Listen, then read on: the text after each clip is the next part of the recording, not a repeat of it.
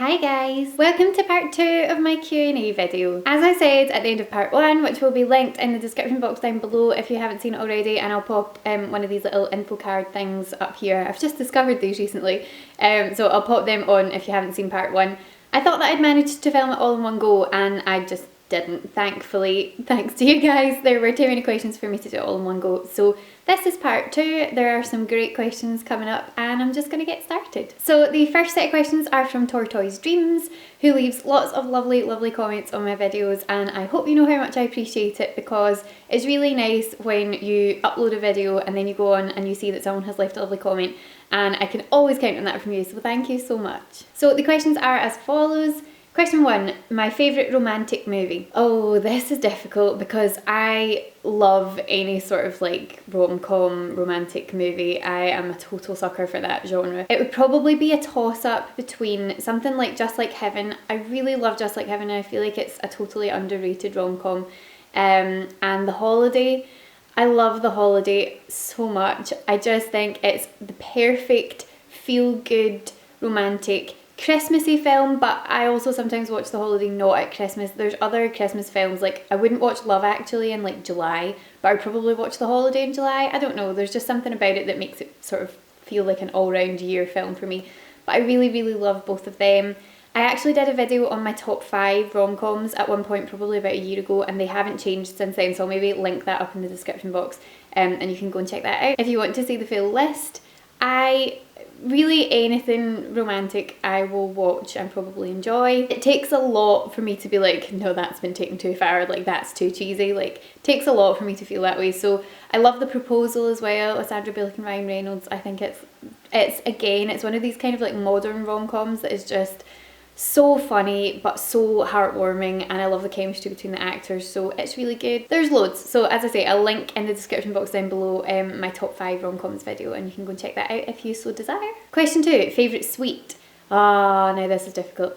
I'm a cake person. I like chocolate and I will eat chocolate, but I would probably rather like sit down and eat a donut or a bit of cheesecake or something than like a bar of chocolate. So I would say anything in the kind of like donut space is good for me.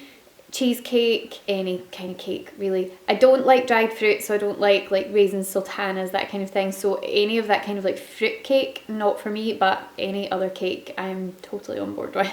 And question 3, favourite book of 2016. I have brought 2 with me because I've been really bad actually this year for reading. I swore at the start of the year that I was going to get back into a really good reading habit, and I haven't. I have failed miserably. So my dad and my uncle just came in, so I had to go say hi. Anyway, the 2 books that I wanted to talk about that I have absolutely loved in 2016. First one that I want to talk about is Why Not Me by Mindy Kaling, because I love Mindy Kaling a lot. I just think that she's one of these very inspiring, funny, witty people who is working really hard at her career and doing an amazing job with it. So I love her a lot. I loved her first book, Is Everybody Hanging Out Without Me? I thought it was great. These are just kind of like, this is the follow-up to that book, and it's just kind of like anecdotes from her life and her career, so from her romantic life, from her working life, family stuff, just about, you know, it says in the back here, Mindy Kaling shares her ongoing journey to find contentment and excitement in her adult life, whether it's falling in love at work, seeking new friendships in lonely places, attempting to be the first person in history to lose weight without any behaviour modification whatsoever, or, most important, believing that you have a place in Hollywood when you're constantly reminded that no one looks like you. So she talks a bit about diversity, she talks a bit about body image, she talks about a lot of really good things in this book, and I love her for it. The second one is completely different. This is a novel, this is a fictional book. This is The Art of Being Normal by Lisa Williamson. I have kept meaning to do a full book review of this because I genuinely think that everyone should read this book. I really do. I think that it's a very important book. It's a book about the experience of being a transgender teenager and having to go to school and live your life when you're completely uncomfortable in your own skin. These are issues that I try to kind of educate myself on anyway because I feel it's quite important. But I think if you are completely new to kind of educating yourself on transgender issues, obviously this isn't perfect and it's a work of fiction. This isn't a, you know, it's not a representation, it's not a biography or an autobiography, it's not someone talking about their actual experiences, but I think it's been very well researched, and it will break your heart and make you think very differently about certain things, and I just think that it's a beautiful book and I loved it, and I would tell everyone to go and read it. So yeah, these are the two favourites of 2016 so far. Oh, I love this question. This is question 4. If Hollywood would hire you to do makeup, what show would you want to work on? Oh, now, like, obviously, as is the case with most things, my automatic reaction to that would be to say, like, Once Upon a Time, because it's my fave. But I think in terms of makeup, I'd love to do makeup on Once Upon a Time, because you've got the real life element and you've got the fairy tale element, so that would be a lot of fun. Also things like Vampire Diaries, I love, just because Vampire Diaries you would have a lot of like special effects makeup to do, which I think would be a lot of fun. Things like past shows like Gossip Girl had just the most beautiful makeup. Pretty Little Liars, the girls always look flawless, so these would probably be a lot of fun. Probably in that kind of like, either like teen, post-teen sort of feel where everything's quite glamorous and over the top, or a sort of fantasy-based show. I would say it would probably be what I would want to work on. The next questions are from one of my lovely and real life friends, Nikki, from the Lunar Lights. She blogs over at the Lunar Lights and she has the most beautiful Instagram that you have ever seen in your life. Please go and check out her Instagram. I'll link it in the description box below, because it just soothes me to look at Nikki's Instagram. It's just a thing of beauty. But Nikki has asked, oh, this is a really good question. What's your favourite and least favourite thing about being a YouTube creator? I would say that my favourite thing about being a YouTube creator, I have two things that I would say are my favourites. My first favourite and most important favourite is the kind of interaction within the community, so getting nice comments from people and then going on and finding what their channels are and starting to kind of get more and more involved in the community. I find that being a part of YouTube has had that sort of unexpected effect of meeting lots of really great people and talking to them regularly, and so I really enjoy that. I think that that's such a worthwhile part of it. But secondly, and obviously this is important, I really enjoy the process of making a video. So I really enjoy sitting down and chatting to the camera. I really enjoy then going and editing it, and I love uploading it and seeing what happens once it uploads. Seeing if people watch, see if people comment and all that kind of thing. It feels like a nice creative process for me. I would say in terms of the actual creation process, I really enjoy all of it. There's not one part of it that I think, oh, I wish I didn't have to do that. I even enjoy editing my videos. The only thing I don't like is hearing my voice constantly, because I don't like it. But does anyone really like the sound of their own voice? I don't think so. So I really enjoy the entire kind of creative process of it, whatever type of video it is I'm making. If it's a chatty one like this, if it's a review, which inevitably turns into a chatty video for me, or if it's a vlog, if I'm on a trip or whatever, I really enjoy the whole kind of creative process. So that's what I love about it. I would say there isn't really anything massively obvious that I would say that I don't like about being a creator, because I would say because I have a very small channel at this point, I don't really experience any of the kind of like negative comment side of things really yet. I know that it's one of these things that I think as you get into like the tens of thousands and whatever, not that I'm expecting to get there, but I know that the bigger your channel gets, the more likely you are to be exposed to kind of trolling and stuff, and so I haven't experienced that, but as a creator, seeing that happen to other people, I really hate, and I find that really difficult. I hate seeing people being left horrible unnecessary comments, or you know, personal comments that just are completely uncalled for. I really dislike that side of it. I think that's a horrible side of it. I would also say another thing that is probably something that everyone goes through from time to time is just comparing yourself to other people. It's really bad. We all do this, I'm sure, just in our daily lives as well as in our YouTube lives, but I think sometimes you look at other people and you go, oh, their channel's growing so much quicker than mine, and oh, they're uploading so much more regularly than me, and oh, look at the person's quality of their content, or oh, that's such a good idea for a video, and why didn't I have that idea? You know, I think there's an element sometimes of, no matter how much you try to not do that, we're humans and we can't help it. Sometimes you can't help but look at other people and think, oh, I wish I was doing what they were doing. So I do think that there's probably a slight element of that with me, much like anybody, that you kind of compare yourself a bit and put a little bit of pressure on yourself sometimes. I know for me, I wish I could do YouTube full time. I really do. I think that I would take so much joy out of that, but I understand that for me at the moment that's not a viable option, and so I guess there is a slight thing when you're looking at other people that you go, oh, I wish I could do that. So that's probably the only thing that I don't like about it, and that's not the fault of YouTube, that's the fault of me being a human being with emotions, which, you know, there's not much I can do about at this stage. Okay, the next questions are from Nissa Ran, who said, congrats on getting 1,000 subscribers. Thank you so much, that really does mean a lot, and thank you for asking some questions. Question 1, if you could swap any character in a TV show into another TV show, who would it be? Example, Emma Swan starts cooking meth in Breaking Bad. I would say that I made a video about this actually a couple of weeks ago, which was about crossover television and how I really enjoy the idea of crossover television and why I enjoy it. And in that video I talked about how I really would like to see a crossover between Arrow and Once Upon a Time. So at the moment I would say if I could put Oliver Queen, I'd want Felicity as well though. Can I pick two? Is that cheating? If I had to just pick one, it would be Oliver Queen, but if I got to pick two, I would put Oliver and Felicity from Arrow into Once Upon a Time, just for a couple of episodes, because A, I would really want them to hang out with Emma and Killian and the gang. I think that would be fun. But also in Storybrooke, like, you could totally use Oliver Queen in Storybrooke. Like, there's enough battles to be won, enough fights happening that you could use someone like him on your side. So at the moment, it would be Oliver Queen in Once Upon a Time. Question 2 is so good and so difficult, and it is, if you could erase one show you have watched from your memory so you have the chance of watching it for the first time all over again, what would it be? Oh, now I have thought about this question, and it's really difficult because there are quite a lot of shows that I would love the chance to experience it for the first time again, but I think if I had to pick, it would probably be Lost. The first experience of watching Lost for me was just this really magical experience, and I'm one of the lucky people who loved it all the way through. I was not let down by the ending. I loved the ending, and everything about the show just really got to me, and I got so involved and so invested, and I cared so much about what happened to these people. For me, it was the characters rather than the mystery that really got me, and so I think that's why I enjoyed the end. But I absolutely loved the experience of watching it, and I remember my parents watching it, and they watched it, you know, a while after I had, and I remember thinking, oh, you're so lucky to be getting to see this for the first time. So although obviously I would love to get to experience something maybe like House was incredible, I'd love to watch it for the first time again.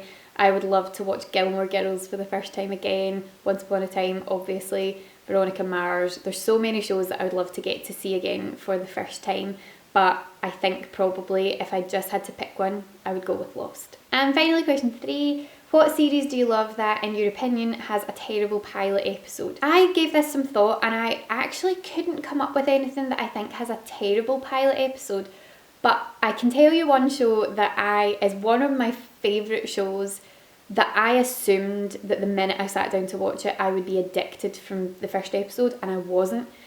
And it wasn't until about episode 6 that I started going, actually, do you know what? This is as good as I hoped it would be. And that is Parks and Recreation. Now, I feel guilty even saying that because Parks and Rec is just so incredible, and Amy Poehler and the entire cast is just amazing. But because of my love for Amy Poehler and a lot of the other actors in the show, and, you know, knowing people who loved the show so deeply and cared about it so much, I assumed that from the word go I'd be in. And so when I got the chance to watch it when it came onto Amazon Prime, I was like, yes, this is it. I can finally sit down and watch all of Parks and Rec.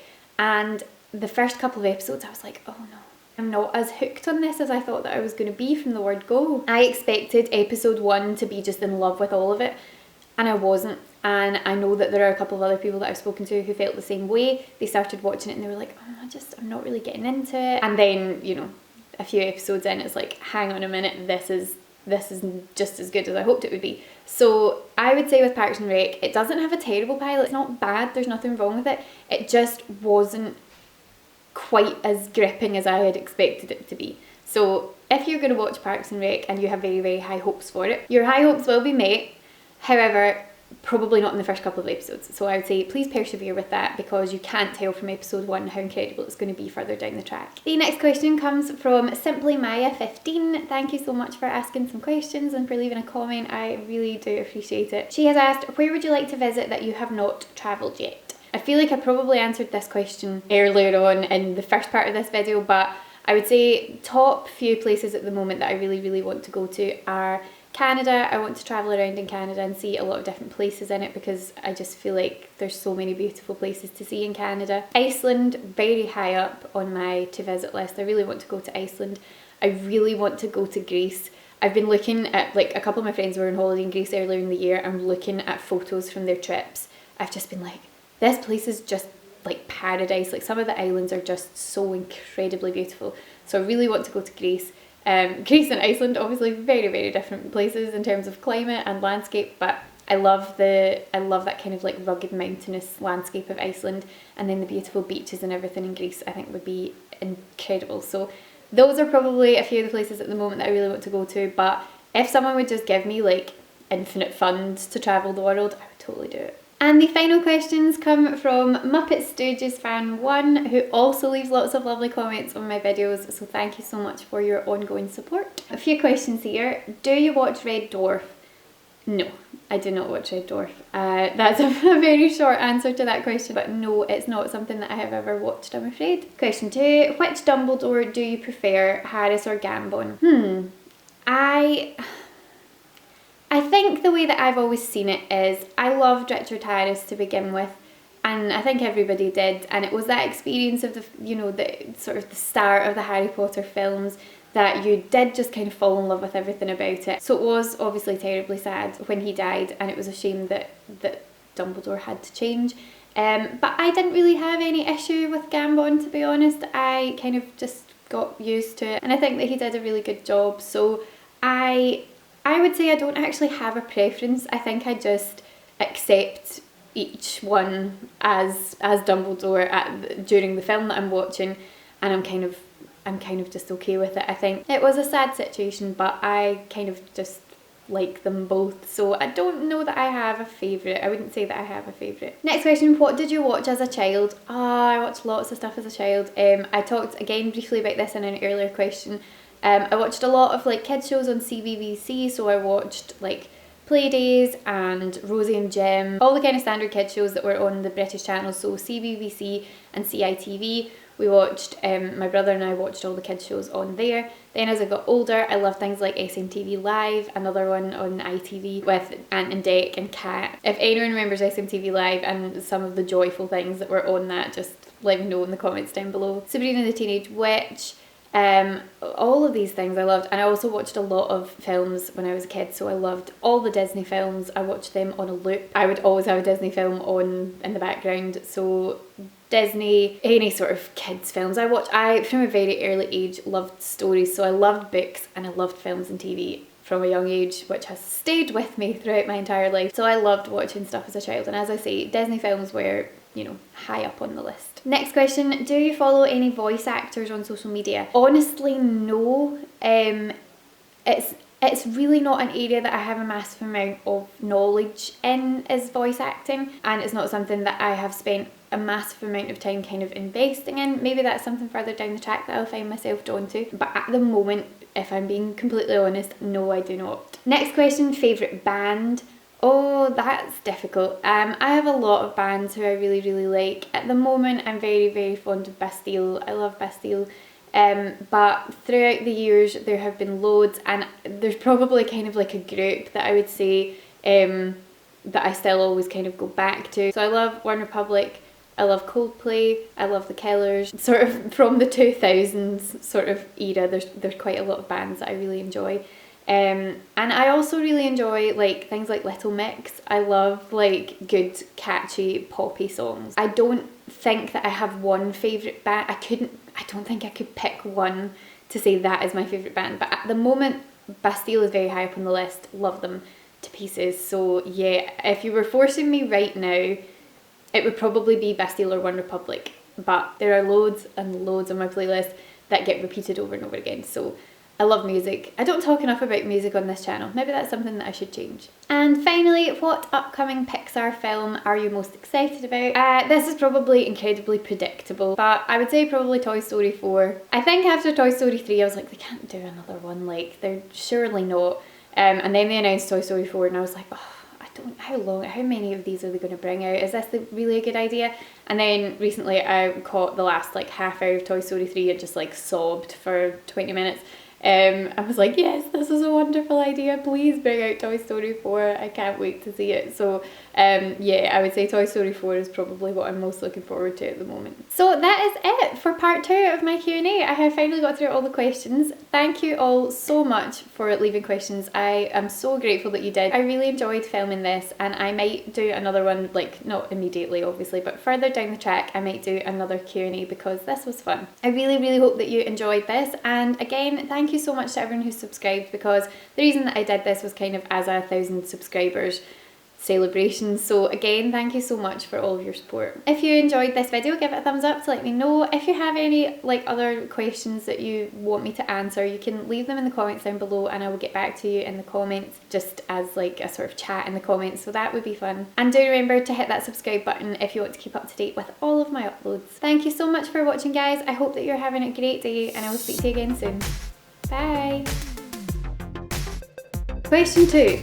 What scene from a movie or TV show do you most wish had happened in your own life? Now, there are many scenes from Once Upon a Time that I wish had